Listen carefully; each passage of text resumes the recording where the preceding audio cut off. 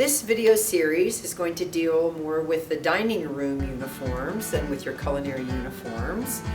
There is one very important part of your dining room uniform that you are going to be responsible for supplying, and that would be your footwear. So again, like any dining room with a dress code, we do have a code for the footwear that you may use while you are in the dining room class. Now, of course, your kitchen shoes can be worn.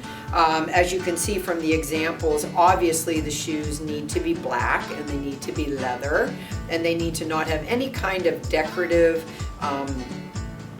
insignias on them, or any kind of studs or buckles or zippers that are going to be visible when you have your pants properly hemmed, as we talked about with the kitchen pants. And you would also want to make sure what shoes you are going to be wearing when you do get your dining room pants hemmed, because you will be hemming those as well. Now, the kitchen shoe, and this is a brand new shoe right out of the box, it will suffice very nicely. However, usually by the summer semester, your shoes do not look this nice. Now, if your shoes still are pretty decent, you can clean them up, you can put a little bit of shoe polish on them, and they are perfectly fine. But normally what students will do is they'll wear a different pair of shoes for the dining room service. Now, your kitchen shoes can be worn in the morning when you're setting up the dining room. They can be worn in the afternoon after the guests have left and you're basically breaking down the dining room. But during service, it's very important that your footwear abide by the dress code. So I'm just going to basically start at this end and say yes or no to these shoes. Now, this particular shoe is a black shoe, and if the pant leg came down to proper hem, you would see that we would still see this part of the shoe, as well as this buckle, probably very visible as the student walked. So these shoes would be a no for the dining room.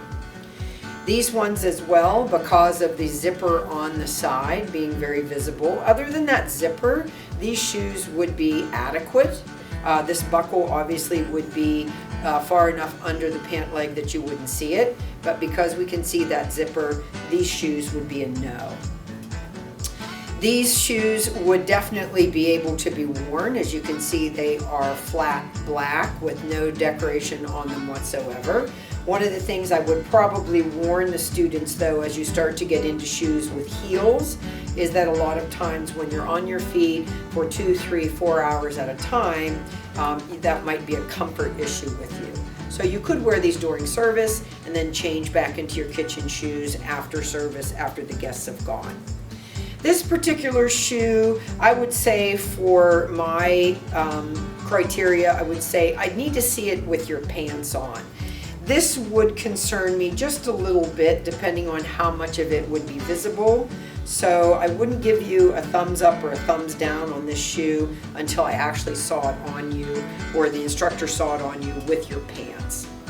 This shoe would be adequate, again, because we do not see any decoration whatsoever, but I would again warn the student about the heel.